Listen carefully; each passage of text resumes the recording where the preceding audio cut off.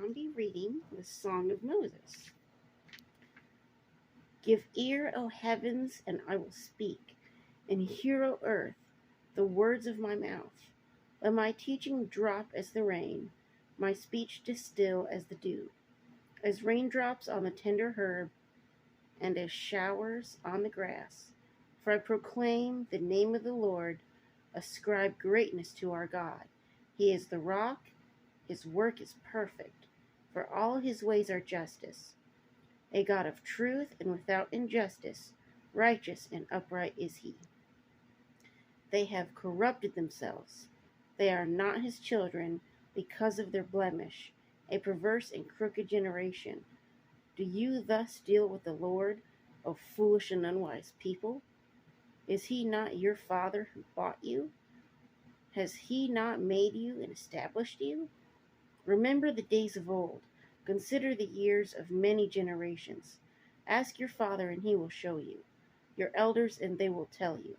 When the Most High divided their inheritance to the nations, when he separated the sons of Adam, he set the boundaries of the peoples according to the number of the children of Israel. For the Lord's portion is his people. Jacob is the place of his inheritance. He found him in a desert land and in the wasteland, a howling wilderness. He encircled him, he instructed him, he kept him as the apple of his eye.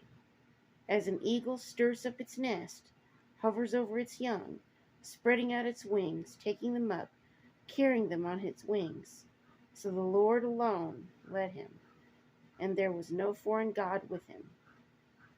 He made him ride in the heights of the earth, that he might eat the produce of the fields. He might have him draw honey from the rock, and oil from the flinty rock, curds from the cattle and milk of the flock, with fat of lambs and rams of the breed of Bashan, and goats with the choicest wheat. And you drank wine, the blood of grapes. But Jeshurun grew fat and kicked. You grew fat and grew thick. You are obese. Then he forsook God who made him, and scornfully esteemed the rock of his salvation. They provoked him to jealousy with foreign gods. With abominations they provoked him to anger. They sacrificed to demons, not to God, to gods they did not know, to new gods, new arrivals that your fathers did not fear. Of the rock who begot you, you are unmindful, and have forgotten the God who fathered you. And when the Lord saw it, he spurned them, because of the provocation of his sons and of daughters. And he said, I will hide my face from them.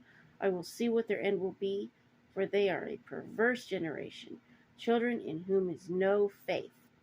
They have provoked me to jealousy by what is not God. They have moved me to anger by their foolish idols. But I will provoke them to jealousy by those who are not a nation. I will move them to anger by a foolish nation. For a fire is kindled in my anger, and shall burn to the lowest hell. It shall consume the earth with her increase, and set on fire the foundations of the mountains. I will heap disasters on them. I will spend my arrows on them. They shall be wasted with hunger, devoured by pestilence and bitter destruction. I will also send against them the teeth of beasts. With the poison of serpents of the dust, the sword shall destroy outside. There shall be terror within for the young man and virgin, the nursing child with the man of gray hairs. I would have said, I will dash them in pieces. I will make the memory of them to cease from among men. Ooh. It's interesting that he talks about hell in the Old Testament too. I had not feared the wrath of the enemy, lest their adversaries should misunderstand, lest they should say, our hand is high, and it is not the Lord who has done all this. For they are a nation void of counsel, nor is there any understanding in them. Oh, that they were wise, that they understood this, that they would consider their latter end. How could one chase 1,000, and two put 10,000 to fight, unless their rock had sold them, and the Lord had surrendered them? For their rock is not like our rock, even our enemies themselves, being judges, For their vine is of the vine of Sodom, and of the fields of Gomorrah. Their grapes are grapes of gall, their clusters are bitter. Their wine is the poison of serpents, and the cruel venom of cobras. Is this not laid up in store with me, sealed up among my treasures? Vengeance is mine, and recompense. Their foot shall slip in due time. For the day of their calamity is at hand, and the things to come hasten upon them. For the Lord will judge his people, and have compassion on his servants. When he sees that their power is gone, and there is no remaining bond or free, he will say, Where are their gods, the rock in which they sought refuge? Who ate the fat of their sacrifices, and drank the wine of their drink offerings? Let them rise and help you, and be your refuge. Now see that I, even I, am he, and there is no God besides me. I kill and I make alive, I wound and I heal, nor is there any who can deliver from my hand.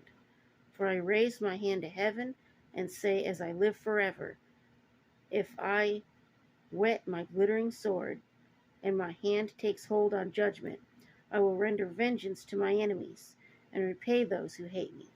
I will make my arrows drunk with blood, and my sword shall devour flesh, with the blood of the slain and the captives from the heads of the leaders of the enemy. Rejoice, O Gentiles, with his people, for he will avenge the blood of his servants, and render vengeance to his adversaries, and he will provide atonement for his land and his people. So Moses came with Joshua, the son of Nun, and spoke all the words of this song in the hearing of the people. Moses finished speaking all these words to all Israel, and he said to them, Set your hearts on all the words which I testify among you today, which you shall command your children to be careful to observe all the words of this law. For it is not a futile thing for you, because it is your life, and by this word you shall prolong your days in the land which you cross over the Jordan to possess. Then the Lord spoke to Moses that very same day, saying, Go up this mountain of Abarim, Mount Nebo, which is in the land of Moab, across from Jericho, view the land of Canaan, which I give to the children of Israel as a possession, and die on the mountain which you ascend, and be gathered to your people, just as Aaron your brother died on Mount Hor, and was gathered to his people. So see, they died on different mountains, but they were gathered to their same people. That's the spirit, people, okay? Because you trespassed against me among the children of Israel at the waters of Meribah, Kadesh, in the wilderness of Zin, because you did not hallow me in the midst of the children of Israel. Yet you shall see the land before you, though you shall not go there, into the land which I am giving to the children of Israel. So, that was kind of like the last hurrah before Moses died. He read the law. This is what I want you to do, what God wants you to do. And then he died, and he was gathered to his people. So, when you die, you're going to be gathered to your people. This is just the body. This does not last forever. The hair turns gray, you get old, you die. But your spirit goes on. So, anyway, peace. Let me know what you got from that. Toodles, and have a good Memorial Day, people.